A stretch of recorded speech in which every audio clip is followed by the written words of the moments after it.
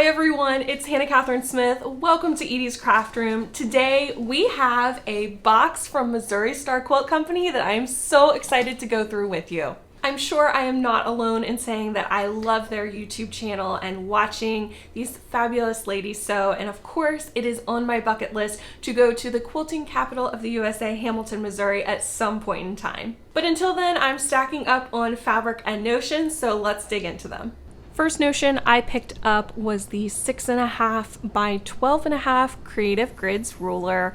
I have a big one. It's a 6.5 by 24.5 inch ruler and absolutely love it, but this is the size that I tend to use, and I currently have an Omnigrip ruler.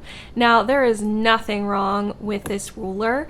It is what I bought to start off as a quilter, but now that I'm doing a lot more quilting, I decided to upgrade to Creative Grids because I absolutely love it and think that it slips a lot less than the Omnigrip one does. So that's just what works for me, and I'm excited to be at this point to upgrade some of my notions.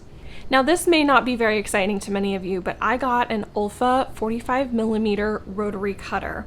This was on sale at Missouri Star, and it's a big deal for me because I have typically used a Martelli ergonomic rotary cutter. Again, nothing wrong with this rotary cutter, but so many of you asked how I liked it compared to just a standard rotary cutter, and I decided I needed to try it out and put it to the test.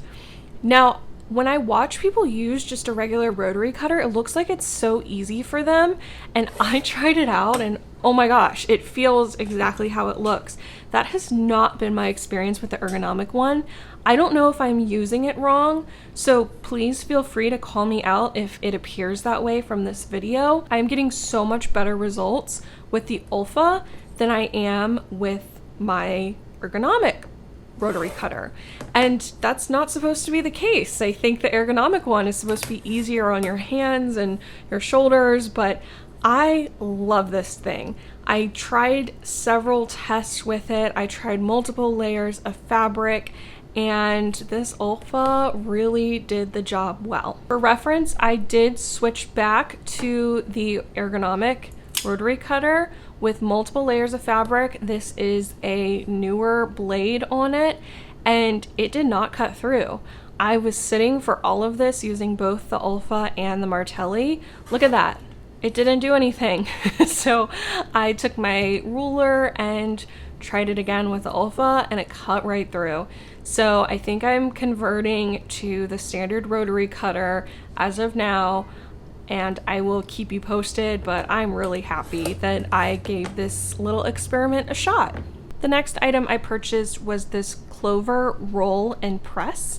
This is just a plastic device that you use to press your seams before going over to the iron for a full press. It's supposed to help you save some time so you're not back and forth between the iron, and if you don't like to finger press like me, I don't like the way it feels on my nails and fabric. It's like nails on a chalkboard for me. This is an option. It's plastic, like I said. It honestly felt a little cheap to me, and it just rolls, but I decided to give it a shot. And oh my gosh, one funny thing, this is not intentional, but I realized like all of my notions are all the same color. I guess I have a slight bias toward blue. I tried out this seam roller, and I am mad at all of you, just kidding, but I've never heard someone talk before about how great this is. Like, I've seen people use them, but I've never heard anyone rave about them. I am here to rave about them. I love this thing. It is saving me so much time. Get one of these, you will not regret it. Last but not least, I picked up a ton of yardage from Camille Ross Kelly's Shoreline fabric line. This is going to be the backing for my Edelweiss quilt. This is also using the Shoreline fabric, and I am getting started on it. I'm so excited. I'm going to share more next week.